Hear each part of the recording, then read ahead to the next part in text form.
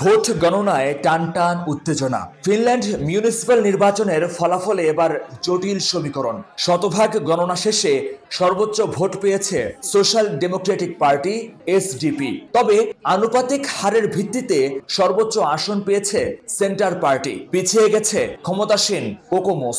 অনেকটা নাকানি চুপানি খেতে হয়েছে জোট সরকারের পেরুস সোমালাইসেতকে। তবে সব ছাপিয়ে উত্তেজনার পারদ ছিল বাংলাদেশ কমিউনিটির মধ্যে। রেকর্ড গড়েছেন কেরাভা থেকে লেফট উইং এর শামসুল আলম। চমক দেখিয়ে টানা তৃতীয়বারের মতো কাউন্সিলর নির্বাচিত হয়েছেন এই বাংলাদেশি। একই সাথে নির্বাচিত হয়েছেন প্রভিন্স কাউন্সিলেও। প্রভিন্স কাউন্সিল ওখানে আমার first time as a deputy councillor. তো আমি চেষ্টা করব আগের মতো যেভাবে আমি কাজ করে গিয়েছি ঠিক সেভাবেই কাজ করতে, হয়তো তার চেয়ে আরো বেশি স্পিড নিয়ে কাজ করব।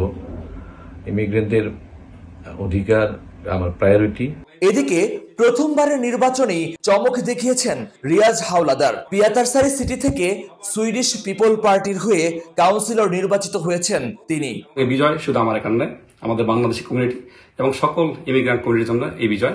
এবং আমি ফিনল্যান্ডের একটা ছোট শহর পিয়াতারসারি, সেখানে আমি বাংলাদেশকে প্রতিনিধিত্ব করছি। তো আশা করা যায় আমাদের বাংলাদেশি টোটাল ফিনল্যান্ডে যারা আছেন তারা সবাই আমাকে সহযোগিতা করবেন, ভবিষ্যতে তার সামনে আগানো যায়। বাংলাদেশি 13 জন প্রার্থীর মধ্যে সর্বোচ্চ ভোট পেয়েও দলীয় আনুপাতিক হিসেবে পরাজিত হয়েছেন হেলসিঙ্কির আব্দুল কুদ্দুস খান।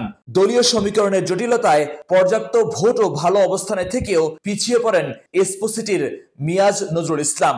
তবে নির্বাচিত হয়েছেন ডেপুটি কাউন্সিলর হিসেবে। মহিউদ্দিন মধু, সময় সংবাদ, ফিনল্যান্ড।